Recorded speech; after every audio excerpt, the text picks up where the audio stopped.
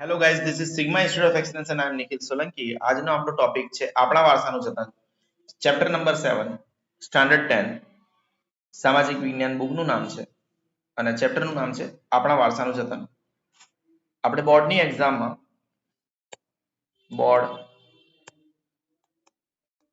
ગુજરાત બોર્ડની વાત છે. ગુજરાત બોર્ડ જીએસઈબી બોલીએ આપણે એને, હે ને, જીએસઈબી 2025 ની એક્ઝામમાં પેપર સ્ટાઇલ પ્રમાણે નમૂનાના પ્રશ્નપત્ર પ્રમાણે બરાબર છે.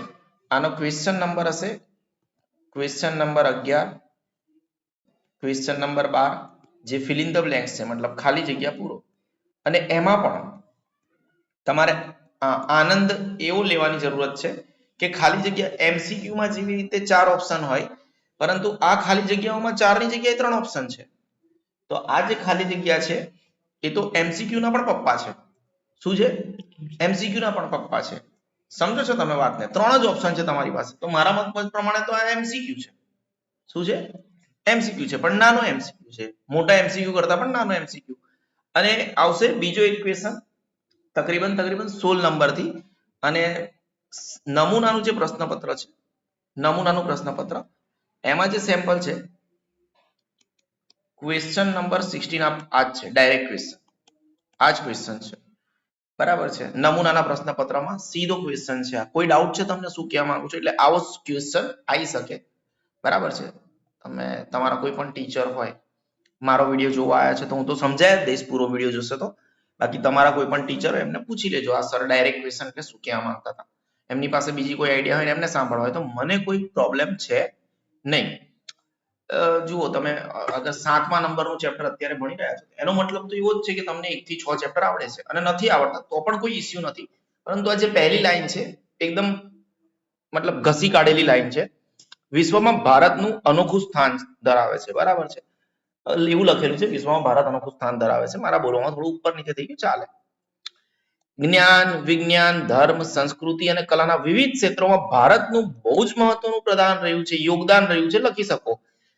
તમે બોર્ડની એક્ઝામમાં યોગદાન પ્રદાન આવા વર્ડનો ઇન્ટરચેન્જ કરી શકો.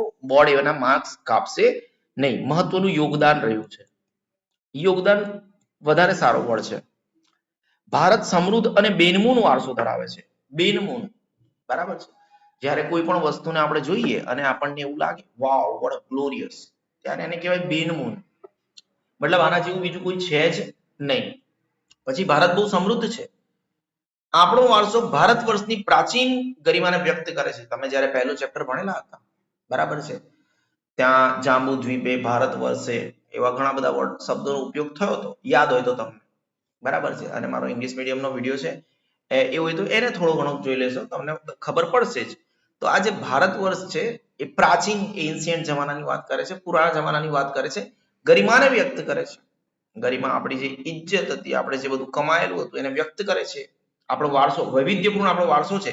તેથી આપણા ભવ્ય વારસાના જતન અને સંરક્ષણ, સંરક્ષણ મતલબ બચાવવા માટે એનું જતન પણ કરવાનું છે આપણે. જેવી રીતે માં પોતાના બાળકનું જતન કરે મોટો કરવા માટે, એને જતન કહેવાય. અને સંરક્ષણ મતલબ આપણે જ્યારે કોઈ સોરી ગાઈસ, શરદીનો માહોલ છે પણ વિડીયો તો બનાના પડેગા, ઠીક છે. છીંકનો અવાજ આવે તો સોરી, એબ્સોલ્યુટલી સોરી. સ્નીઝિંગ કહેવાય એને ઇંગ્લિશમાં, સમજો. આપણે આપણા ભવ્ય વારસાનું જતન કરવાનું છે. જેવી રીતે એક માં એના બાળકનું જતન કરે, એને નાનપણથી મોટો કરે, એવી રીતે આપણે એને જતન કરવાનું છે, આગળ લઈ જવાનું છે. અને સંરક્ષણ મતલબ એને બચાવવાનું પણ છે. સંરક્ષણ એટલે એને બચાવીને, જેવી રીતે માં એના બાળકને કોઈ કૂતરું એની આજુબાજુમાં ફરતું હોય તો કૂતરાથી બચાવશે ને, એવી રીતે આપણે વારસાનું જતન પણ કરવાનું છે, સંરક્ષણ પણ કરવાનું છે. અને એના માટે આપણે સૌ કટિબદ્ધ બનીએ તો એ આજના સમયની માંગ છે. મતલબ આપણે જેવી રીતે સ્વચ્છ ભારત કા ઈરાદા કર લિયા હમને, આવું છે ને. આપણે કોઈ પણ નીચે કચરો ફેંકતું હોય તો આપણે કહીએ ના ફેંકો ને ભાઈ, આ લોકો આટલું સફાઈ કરે છે, આપણે એવું કહીએ ને.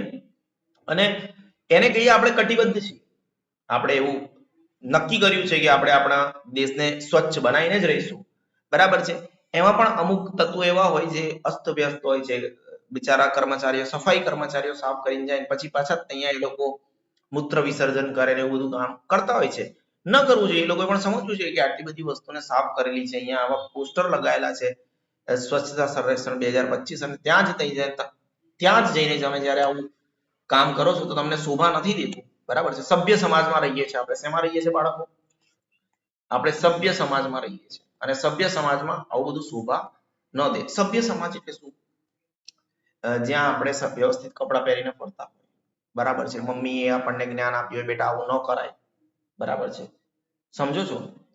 શું આપણે આપણા ઘરમાં કોઈ પણ જગ્યાએ પેશાબ કરીએ છીએ? નથી કરતા. એના માટે ટોયલેટમાં જઈએ છીએ. તો આપણો દેશ આપણું ઘર છે. સમજો છો તમે? કટિબદ્ધથી હું ત્યાં સુધી જતો રહ્યો. સાંસ્કૃતિક વારસાના સંરક્ષણની આવશ્યકતા. સંરક્ષણ મતલબ બચાવવું. અને અહીંયા છે આપણે સાંસ્કૃતિક. આપણી સંસ્કૃતિ શું છે?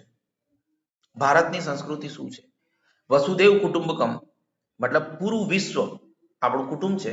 આપણા જેટલી મહાન સંસ્કૃતિ એમ તો દરેક દેશને એવું જ લાગતું હોય. પાકિસ્તાન હોય તો પાકિસ્તાનને એવું લાગે કે એમના દેશ કરતા મહાન કોઈ દેશ નથી. ઇઝરાયલ હોય તો ઇઝરાયલ. દરેક દેશના નાગરિકને એવું લાગે મારો દેશ મહાન. જેવી રીતે આપણે કહીએ છીએ મેરા ભારત મહાન. તો આપણને આપણી સંસ્કૃતિ ગમે. બરાબર છે. ભારતનો વારસો વૈવિધ્યપૂર્ણ છે. વાય ઇટ ઇઝ અ વૈવિધ્યપૂર્ણ? કારણ કે અહીંયા અંગ્રેજો આવીને ગયા. અહીંયા મુસ્લિમોનું રાજ હતું, મુગલોનું રાજ હતું. પછી એની પહેલા મૌર્ય સામ્રાજ્ય હતું, ગુપ્તા, ઘણું બધું. એની પહેલા આપણી પાસે આપણું શ્રી કૃષ્ણનો ઇતિહાસ છે, મહાભારતનો ઇતિહાસ છે, રામાયણનો ઇતિહાસ છે. આપણો વારસો વૈવિધ્યપૂર્ણ છે. કોઈ પણ જેવી રીતે અગર આપણે વાત કરીએ અમેરિકાની વાત કરીએ તો ત્યાં બેઝિકલી ક્રિશ્ચિયનોનું રાજ છે. તો એમનો વારસો કોઈ પણ દેશનો વારસો ભારત જેટલો વૈવિધ્યપૂર્ણ નથી કે એ દેશો પર આટલા બધા લોકોએ રાજ કર્યું હોય. આપણો દેશ છે બિન સાંપ્રદાયિક દેશ છે, જ્યાં કોઈ પણ સંપ્રદાયને એવું નથી કે આ જ સંપ્રદાયને માનવામાં આવે. બરાબર છે. ભારતનો વારસો કેવો છે? વૈવિધ્યપૂર્ણ છે. સાંસ્કૃતિક વારસામાં સાહિત્ય એટલે ખબર પડે છે ને? સાહિત્ય, શિલ્પ સ્થાપત્ય જેને આપણે મૂર્તિઓ, શિલ્પો, વિવિધ કલાઓ. ભારત દેશમાં 64, દુનિયામાં 64 કલાઓ છે. કેટલી? આ ઇંગ્લિશમાં લખ્યું છે વાંધો નહીં ને? પૂરી દુનિયામાં કેટલી કલાઓ છે? યોગ્ય. હવે કોઈ પણ જગ્યાએ જાઓ, અગર કોઈને આર્ગ્યુમેન્ટ કરવી હોય તો મારી જોડે લઈને આવજો. સરને કેવી રીતે ખબર 64 કલાઓ છે? તમારા એક પર્ટિક્યુલર સેકન્ડ નંબરના ચેપ્ટરમાં લખેલું છે કે 64 કલાઓ છે. હવે એ બુકમાં એવું નથી લખેલું કે આ દુનિયામાં એવું કલા એટલે જેવી રીતે ગીત ગાવું એક કલા છે, ડાન્સ કરવો એક કલા છે. તો આ બે કલાના મેં નામ દીધા. તો એવી ઘણી બધી કલાઓ છે, 64 કલાઓ. તમને ખબર હોવી જોઈએ, કારણ કે તમે હિન્દુ સંસ્કૃતિને બિલોંગ કરો છો. તમને ખબર છે આ પૂરી દુનિયામાં એક જ વ્યક્તિ એવો થઈ ગયો જે 64 કળામાં નિપુણ હતા. એવું કેવું પડે. 64 કળામાં નિપુણ હતા. યાદ છે? કોણ? ભગવાન શ્રી કૃષ્ણ. એમને પૂર્ણ પુરુષોત્તમ કીધા છે આપણે. કેવા? પૂર્ણ પુરુષોત્તમ મતલબ પુરુષોમાં ઉત્તમ. જેવી રીતે આપણા ભગવાન શ્રી રામ હતા એ મર્યાદા પુરુષોત્તમ છે, એ પણ પુરુષોત્તમ છે, પુરુષોમાં ઉત્તમ. બરાબર છે. પરંતુ પુરુષ મર્યાદા રાખવામાં પુરુષોમાં ઉત્તમ અને પૂર્ણ છે. શ્રી કૃષ્ણ પૂર્ણ છે. એમના મુખ પરથી સ્માઇલ ક્યારે ગઈ જ નહીં. એ હંમેશા હસતા જ હતા. કેટલી પણ વિકટ પરિસ્થિતિ આવે એમને એટલું નોલેજ હતું, સંપૂર્ણ હતા. કેવા હતા? એ અધૂરા નહોતા. શ્રી કૃષ્ણ ક્યારેય અધૂરા નહોતા. એ હંમેશા સંપૂર્ણ હતા. ઠીક છે.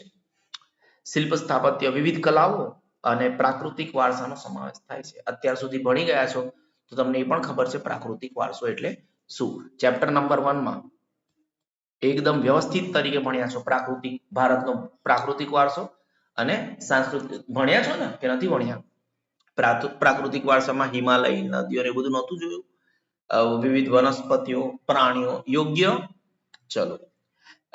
સાંસ્કૃતિક વારસાના સંરક્ષણ મતલબ બચાવવાનું. સંરક્ષણ વડે એટલે તમને ખબર પડી ને.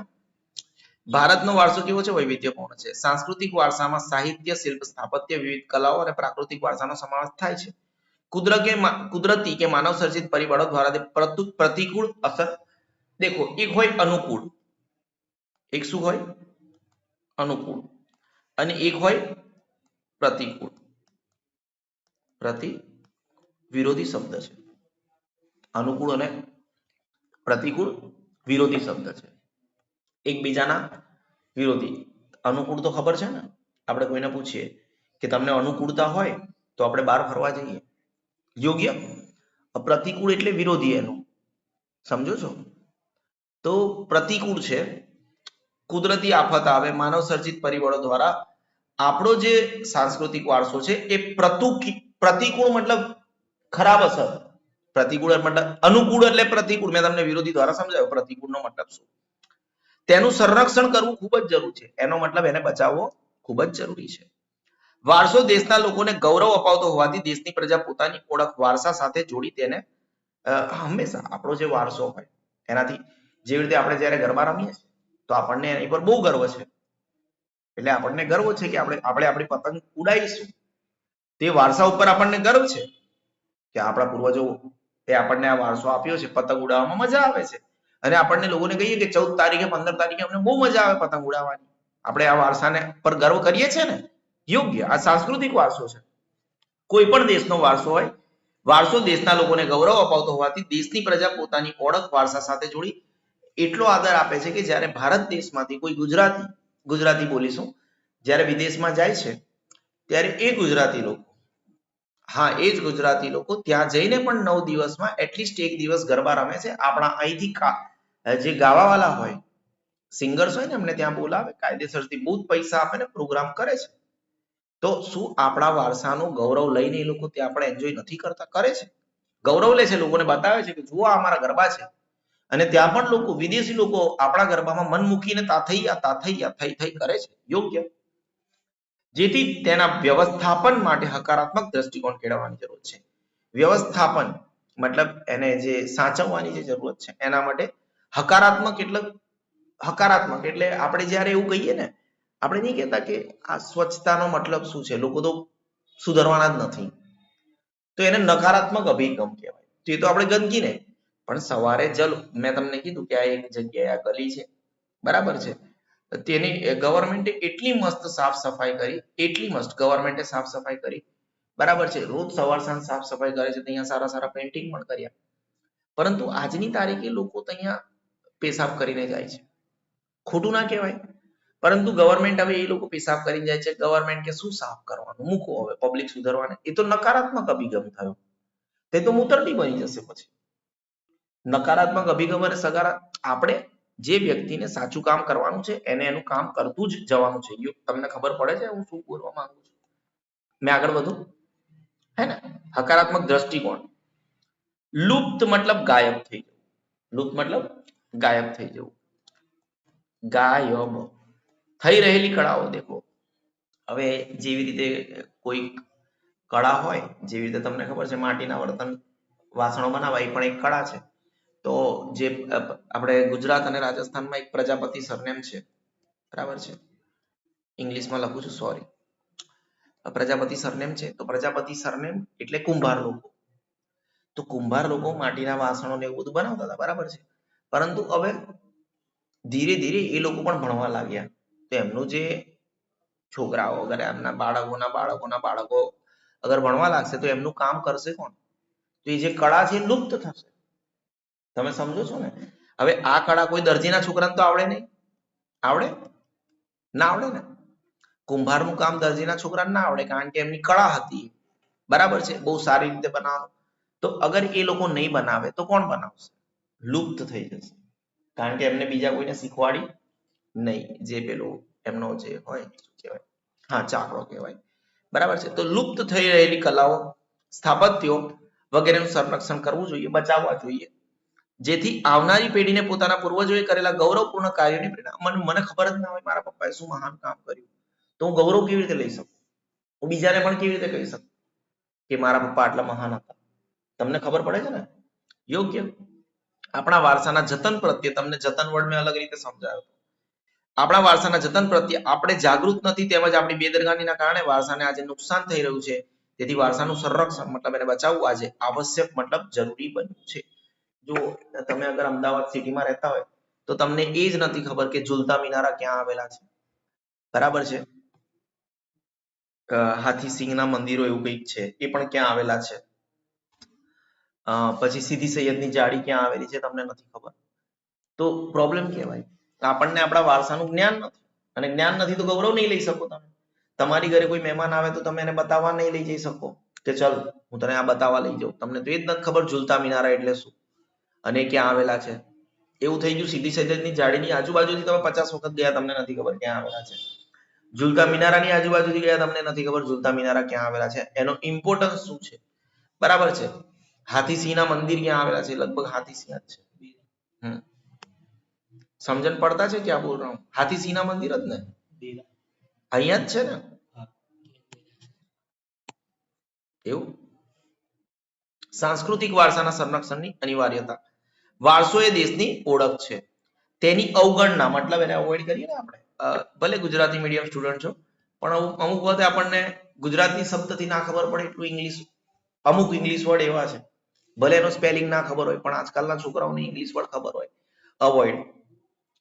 ખબર પડી? તેની અવગણના કરનાર રાષ્ટ્રનું કોઈ ભવિષ્ય નથી હોતું. હવે આજે આપણે સમજો ઇંગ્લિશ ભણતર આવી ગયું.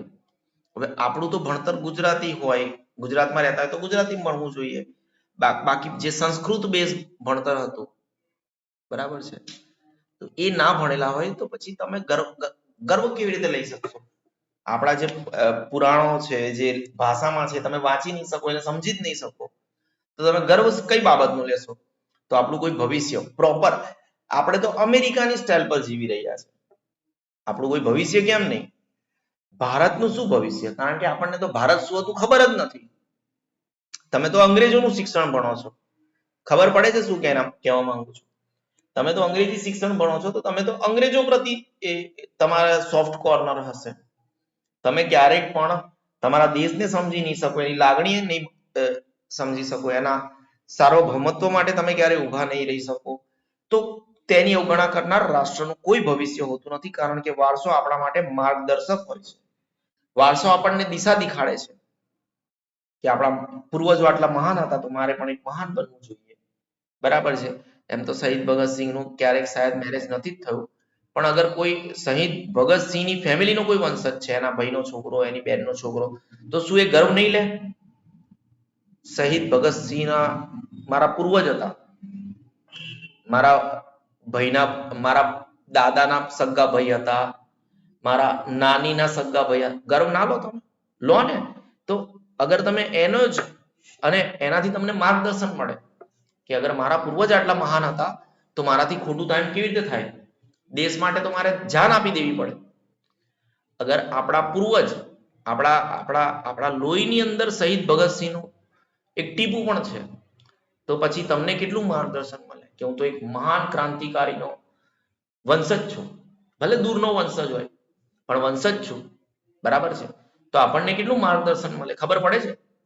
ભૂતકાળમાં આપણે જે ભૂલો કરી છે તેને વર્તમાનમાં સમજીને ભવિષ્ય માટેની યોજના અને વિકાસની દિશા નક્કી કરવામાં વારસો આપણને પથદર્શક બને છે. એક માર્ગદર્શક હોય.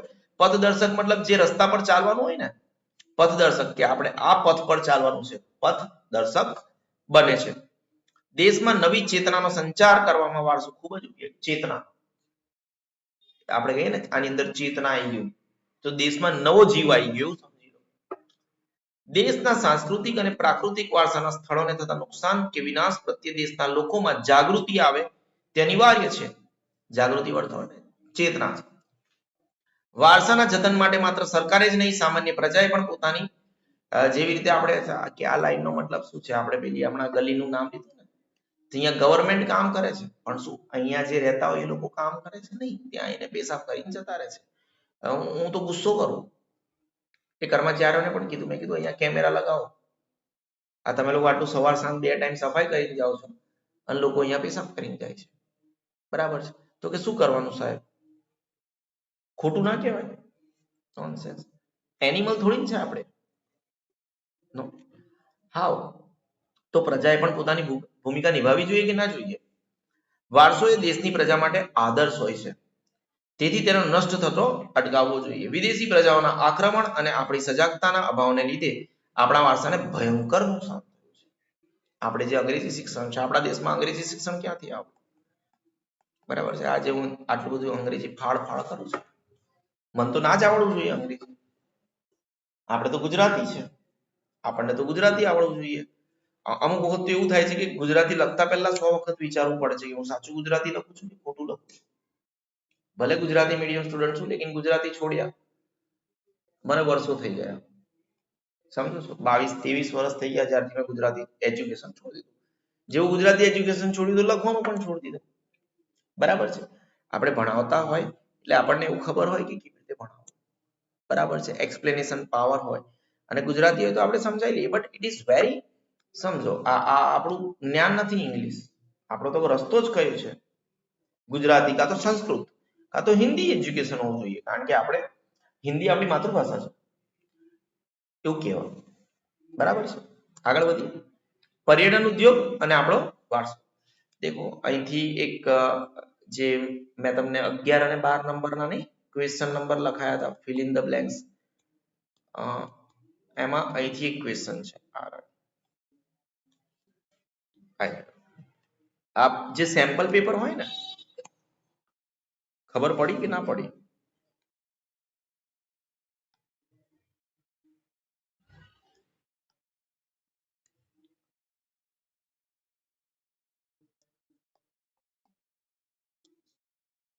આઈ રહ્યું. વિદેશી થોડુંક ડાર્ક થઈ ગયું છે એટલે હું થોડું ઇરેઝ કરી દઉં.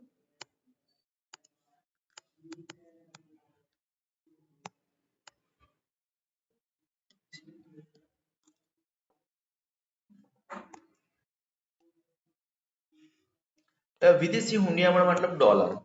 વિદેશી હુંડિયામણ મતલબ શું? ડોલર. આપણે જ્યારે વિદેશથી લોકો અહીંયા આવે, વિદેશથી લોકો અહીંયા આવે તો શું લઈને આવે? ડોલર લઈને આવે ને, રૂપિયો લઈને થોડી ના આવે. એ લોકોના દેશમાં થોડી રૂપિયો હોય. તો કોઈ પણ વ્યક્તિ જેવી રીતે ન્યુઝીલેન્ડ થી કોઈ પણ આવે, ગમે તેથી લે, તો એમના વિદેશી પૈસા જ લઈને આવવાના ને. અને આપણી દેશ પર આવીને શું કહેશે? રૂપિયા આપો, એટલે એક્સચેન્જ કરશે પૈસા. તો આપણા દેશમાં શું આવશે? વિદેશી હુંડિયામણ. એટલે તમારે શું સમજવાનું? વિદેશી હુંડિયામણ એટલે ડોલર, વિદેશી રૂપિયા. યાદ રહેશે. યુનેસ્કો ખબર છે શું છે? આના વિશે તમે પહેલા ભણી ચૂક્યા છો, લગભગ 9મા ધોરણમાં કે 8મા ધોરણમાં એસએસમાં ભણી ચૂક્યા છો. યુનાઇટેડ નેશન્સની જે સંસ્થા છે, યુનાઇટેડ નેશન્સના અલગ અલગ, જેવી રીતે WHO છે, એ પણ યુનાઇટેડ નેશન્સની સંસ્થા છે. યુનેસ્કો એ ભારતના ઘણા પ્રાકૃતિક અને તમારું જે અમદાવાદ છે, અમદાવાદ એક યુનેસ્કો દ્વારા વર્લ્ડ હેરિટેજ સિટી જાહેર કરાયેલું છે. બરાબર છે? તો ભારતના ઘણા પ્રાકૃતિક અને સાંસ્કૃતિક વારસાના સ્થળોને વૈશ્વિક વારસાની યાદીમાં સમાવેશ કરેલો છે. અમદાવાદનો પોતે કારણ કે આપણી જે પોળો છે, અમદાવાદની પોળો છે, એ યુનિક છે. એવી પોળ વિદેશમાં કોઈ જગ્યાએ જોવા નથી મળતી. યોગ્ય. બરાબર છે? આપણે આગળ વધીએ.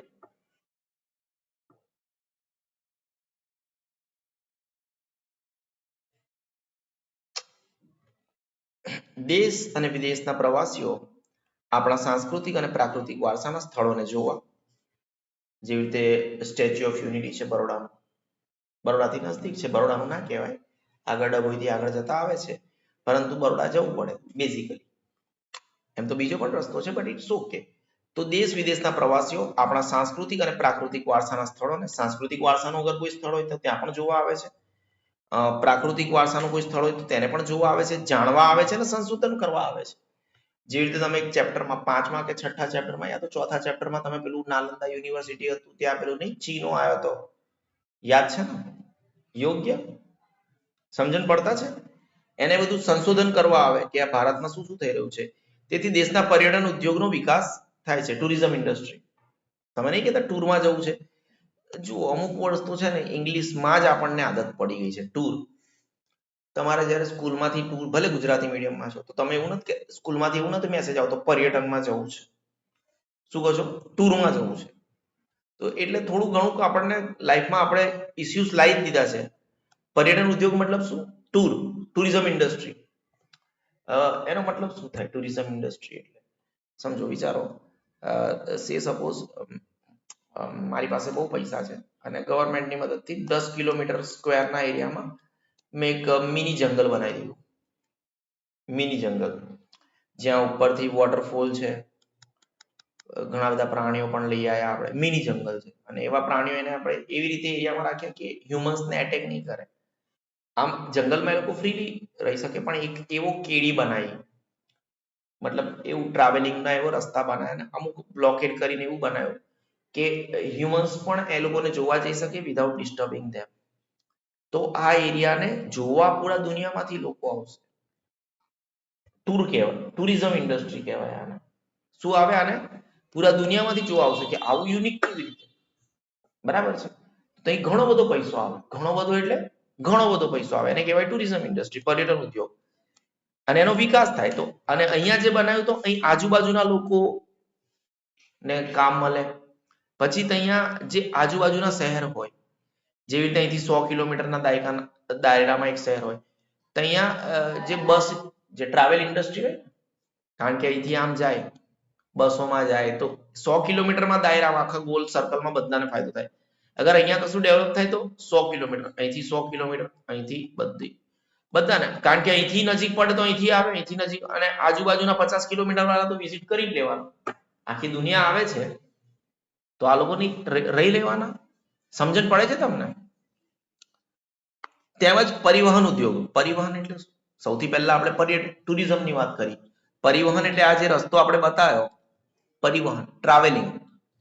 યોગ્ય? ખબર પડતા છે? પણ લાભ થાય. પર્યટન ઉદ્યોગ જે તે રાજ્યને આર્થિક લાભ કરાવી આપે છે. પર્યટન ઉદ્યોગ ચાલતો હોય, પેટ્રોલ પુરાતું હોય, પછી રસ્તાના, તો રસ્તાનો ઉપયોગ કરે, ટોલ ટેક્સ, તો રાજ્યને લાભ થાય જ. તથા લોકોની સાંસ્કૃતિક કલાઓ, પરંપરાઓને વિશ્વ સમક્ષ પ્રગટ કરવાની તક પૂરી પાડે છે. અને એના જ દ્વારા કોઈ પણ વ્યક્તિની કોઈ સાંસ્કૃતિક કળા હોય, પરંપરાઓ હોય, એના વિશ્વ સમક્ષ પ્રગટ કરવાની તક પૂરી પાડે છે. ઉપરાંત સ્થાનિક લોકોને જોબ આપે છે. રોજગારી મતલબ શું? જોબ. તમને રોજગારી કરતા જોબ સારો વર્ડ લાગે છે. યોગ તમને ખબર પડે છે શું કહેવા માંગુ છું? રોજગારી પૂરી પાડે છે. લુપ્ત એટલે શું? ગાયબ. લુપ્ત એટલે, અને લુપ્ત થતી કલાઓને નવું જીવન મળે છે, એટલે નવું જીવન મળે છે. શૈક્ષણિક ક્ષેત્રે પર્યટન ક્ષેત્રના અભ્યાસક્રમોનો વિકાસ થતા, હવે આજકાલ એજ્યુકેશનમાં શું છે, જેવી રીતે અત્યારે તમે ભણાઈ રહ્યા છો, તો પર્યટન ક્ષેત્રના અભ્યાસક્રમો એટલે તમને એવું આ તમારી બુકમાં ઘણા બધા એવા પર્યટન સ્થળ વિશે ભણવામાં આવે છે કે અહીંયા આવું બધું છે, આવું બધું છે, તો તમને ત્યાં જવાની ઈચ્છા થાય. તો જે પર્યટન ક્ષેત્રના અભ્યાસક્રમોનો વિકાસ થતા પર્યટન માર્ગદર્શક ટુરિઝમ ગાઈડનો સ્વતંત્ર વ્યવસાય વિકાસ પામ્યો છે. એટલે તમને અહીં બેઠા બેઠા એજ્યુકેશનમાં બધી જાણકારી હોય કે આનો ઇતિહાસ આ છે, આનો ઇતિહાસ આ છે, તો તમે પણ એક ગાઈડ બની શકો અને પૈસા કમાઈ શકો. ગાઈડ એટલે શું ખબર છે? ખબર છે ને? સારું. વિદેશી પર્યટકો આવવાથી વિદેશી હુંડિયામણ, મેં પહેલા પણ કીધું એ પ્રમાણે, આ શું છે તમારું? ગુજરાત બોર્ડ એક્ઝામ પહેલા સેમ્પલ પેપર કાઢતું હોય છે, નમૂનાનું પ્રશ્નપત્ર કાઢતું હોય છે. એમાં આ 11 કે 12 નંબરની ફિલ ઇન ધ બ્લેન્ક્સ, બેમાંથી એક આ છે. અને ભાતીગળ સંસ્કૃતિની ઓળખ વિશ્વ ફલક પર, પૂરી દુનિયા પર કરાવીને દેશને આગવી પ્રતિભાને ઉજાગર કરે છે. સાંસ્કૃતિક વારસાની સ્થળોની, જ્યાં પણ સાંસ્કૃતિક વારસો હોય તેની આજુબાજુ પાકા રસ્તા હોય, રેલવે હોય, પાણી હોય, સંદેશા વ્યવહાર વગેરેની સુવિધાઓ પણ વિકસે છે. પર્યટન ઉદ્યોગને લીધે ફોટોગ્રાફી ત્યાં ચાલે. તમે ગયા છો કોઈ દિવસ પર્યટન? આબુમાં જાઓ, બીજી કોઈ જગ્યાએ જાઓ તો ત્યાં તમે જોયું હશે કોઈ ફોટોગ્રાફી વાળા કહેતા હશે ફોટો પડાવો. તાજમહેલ જાઓ, ઘોડે સવારી ત્યાં હોય. આબુમાં ગયા છો? ઘોડે સવારી પણ છે. નૌકા વિહાર છે, નક્કી લેક એવું છે, એની અંદર નૌકા વિહાર પણ છે. નૌકા વિહાર એટલે નૌકા, નાવડી ચલાવવાની જેવી પ્રવૃત્તિઓને પ્રોત્સાહન અને ફેરિયાઓને રોજગારી મળી રહે છે. ફેરિયાઓ પણ અહીંયા આવી જાય ફુગ્ગા લઈને. સમજણ પડતા છે ને? તો બધાને જોબ, રોજગારી એટલે શું? દેખો, રોજગારી મતલબ જે રોજ કમાવાનું ખાતા હોય એ લોકો. ભાતીગળ સંસ્કૃતિ, સ્થાનિક કલા કારીગરી તથા તેની વિશેષતાને એક મંચ મળી રહે છે. વારસાની જાળવણી અને સંરક્ષણ માટે થયેલા પ્રયાસો, એટલે અત્યાર સુધી આપણે શું શું કરેલું છે આપણી વારસાને જાળવવા માટે, આપણે કરેલું છે શું, એની વાતો કરી લઈએ થોડી ઘણી. પ્રારૂપ અહીંયાથી આવેલો છે.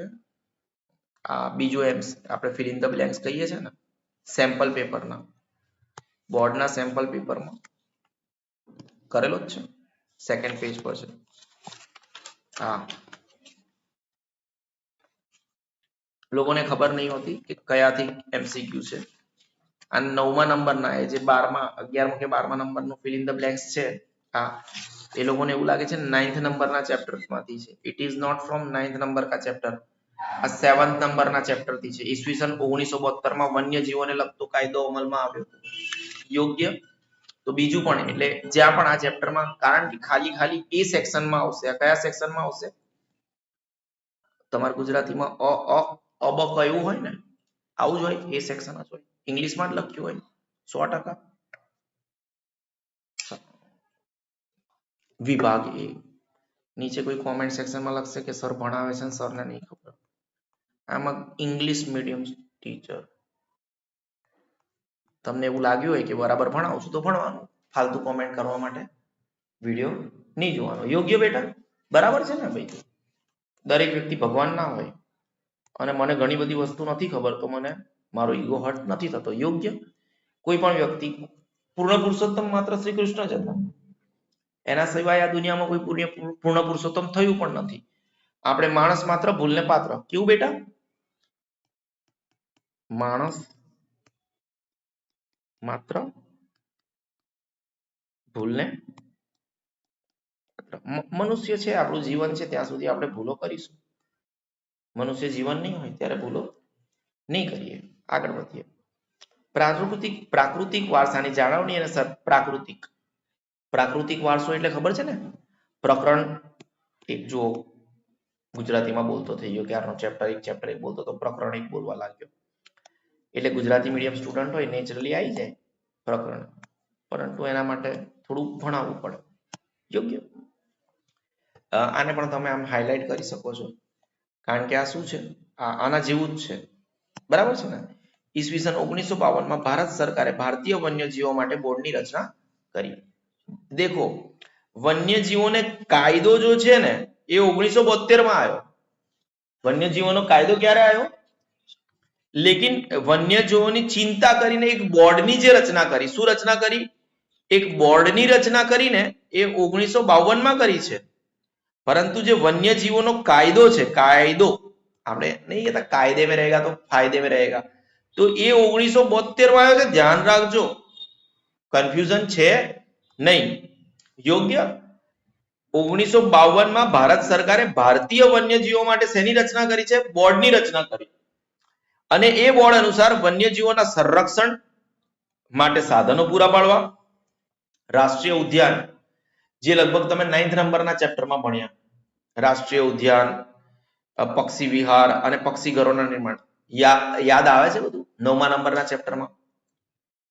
નિર્માણ માટે સલાહ સૂચનો આપવા તથા વન્યજીવોના સંરક્ષણ પ્રત્યે જાગૃતિ ફેલાવવાનું કાર્ય કરે છે. આ પોઈન્ટ યાદ રાખજો. એ બોર્ડ અનુસાર શું કરે છે? સંરક્ષણ માટે સાધનો પૂરા પાડવા ભારત સરકાર દ્વારા, રાષ્ટ્રીય ઉદ્યાન મતલબ નેશનલ પાર્ક બનાવવાના, પક્ષી વિહાર મતલબ બર્ડ સેન્ચ્યુરી બનાવી અને પક્ષીનો ઘર બનાવવાના. બરાબર છે? નિર્માણ માટે સલાહ સૂચનો આપવાના. જ્યારે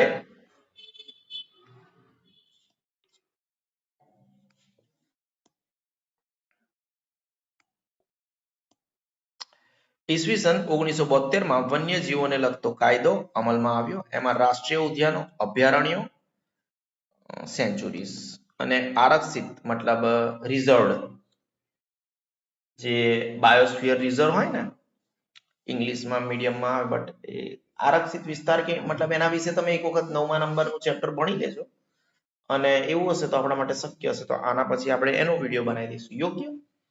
ઈસવીસન 1972 વન્યજીવોને લગતો કાયદો અમલમાં આવ્યો. એમાં રાષ્ટ્રીય ઉદ્યાનો, અભયારણ્યો, બરાબર છે, અને આરક્ષિત વિસ્તારનો સમાવેશ કરવામાં આવ્યો છે. યાદ રાખજો, અહીંથી એક ફિલ ઇન ધ બ્લેન્ક્સ બોર્ડના સેમ્પલ પેપરમાં છે. દેશમાં નવા રાષ્ટ્રીય ઉદ્યાનો અને અભયારણ્યોની સ્થાપના કરવામાં આવી. યોગ્ય? બરાબર છે? આ ફિલ ઇન ધ બ્લેન્ક્સમાં ના આવી શકે. બરાબર છે? કારણ કે આ ચેપ્ટર તો ક્યાં આવે છે? એ સેક્શનમાં. બરાબર છે? વારસાની જાળવણી કરવી અને રક્ષણ માટે દેશના કાયદાઓને વિશાળ પરિપ્રેક્ષ્યમાં મૂકવામાં આવ્યા. આ કદાચ આવી જાય પરંતુ ના આવે. બરાબર છે? લુપ્ત એટલે ગાયબ થતા વિશિષ્ટ છોડવાઓ અને પશુઓના બચાવવા, તેનો વિનાશ રોકી શકાય તે માટે કડક કાયદા બનાવવામાં આવ્યા. કેવા કાયદા? કડક કાયદા બનાવવામાં આવ્યા. વાપસ અહીંયા આવું કોઈક નંબર છે, આ ચેપ્ટર શું છે આવું તો હોય ને યોગ્ય પછી આવી રીતે ગીર ફાઉન્ડેશન નેચર ક્લબ જેવી પર્યાવરણના જતનનું ઉપયોગી આ બધું યાદ રાખી લેવાનું એ સેક્શનમાં જ્યારે હોય ને ત્યારે આવી ઇમ્પોર્ટન્ટ વસ્તુ યાદ રાખવાની જુઓ સરકાર ઉપરાંત વિવિધ સંસ્થાઓ અને સમિતિઓ પણ પર્યાવરણનું અને વન્યજીવનના સંરક્ષણનું ખૂબ જ ઉપયોગી કાર્ય કરે છે અને મારા વિડીયો જોવા હોય ને મારા વિડીયો આમ તો શક્ય હશે તો આપણે એસએસ ના ઘણા બધા વિડીયો બનાવીશું કેટલા બધા ઘણા બધા અને એ બધા વિડીયો રેગ્યુલર જોવા હોય અને બીજા લોકોને પણ મોકલવાના હોય અને એપ્રિશિએટ કરવાના હોય તો નવી બુક લાવવાની જેને તમે ચિતરી હોય પુરાણી કોઈ સ્ટુડન્ટ્સની બુક ના હોવી જોઈએ તમારી પોતાની બુક હોવી જોઈએ બરાબર છે તો હું જે કરાવું એને ટીક કરતા અને નવી બુક છે ને 49 કે 50 રૂપિયાની જ આવે છે તમારી બુક સડેલી હોય તો નવી બુક આ તમને ટીક કરતા ફાવશે યોગ્ય સરકાર ઉપરાંત વિવિધ સંસ્થાઓ અને સમિતિઓ પણ પર્યાવરણનું અને વન્યજીવનના સંરક્ષણનું ખૂબ જ ઉપયોગી કાર્ય કરે છે એમાં ઈસવીસન 1883 દેખો 1983 માં તો આપણે વર્લ્ડ કપ જીતેલા 1983 માં આપણે શું જીતેલા વર્લ્ડ કપ જીતેલા અને તમારા સિગ્મા સરનો જન્મ થયેલો બરાબર છે કોઈને કહેવાનું નહીં કે હું 1983 માં લોકોને તો એવું જ કહેવાનું આપણે 2003 માં જન્મેલા ક્યુટ લાગે ને 22 વર્ષનો લાગુ યોગ્ય આગળ વધીએ આપણે બરાબર છે તો આ મારા જન્મના પણ 100 વર્ષ પહેલા મારા જન્મના પણ 1883 માં હવે દેખો અગર આવું કંઈ પૂછે કે મુંબઈ પ્રાકૃતિક ઇતિહાસ સમિતિની સ્થાપના ક્યારે થઈ હતી હા તો તમારામાં આમાં ઓપ્શન કેવા હોય બરાબર છે 1883 ઓપ્શન હોય 1983 ઓપ્શન હોય પછી એવો 1884 ઓપ્શન હોય આગળ પાછળના ઓપ્શન હોય તો તમારે યાદ રાખવું જરૂરી છે કે સર શું બોલેલા એમના જન્મના 100 વર્ષ પહેલા મુંબઈ પ્રાકૃતિક ઇતિહાસ સમિતિની સ્થાપના થઈ હતી યાદ રહેશે તમને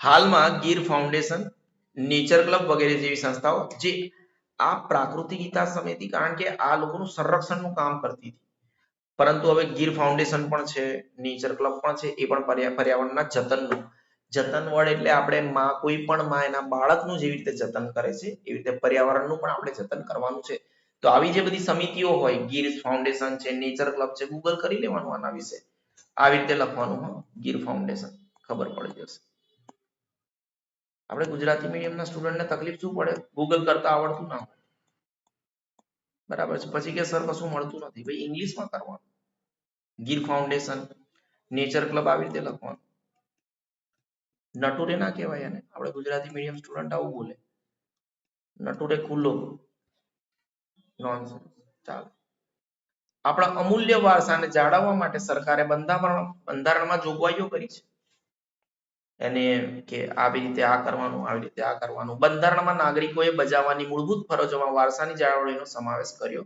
છે કે આપણે આપણા વારસાને એક પર્ટિક્યુલર વેમાં બચાવીને રાખવાનો છે બરાબર છે યોગ્ય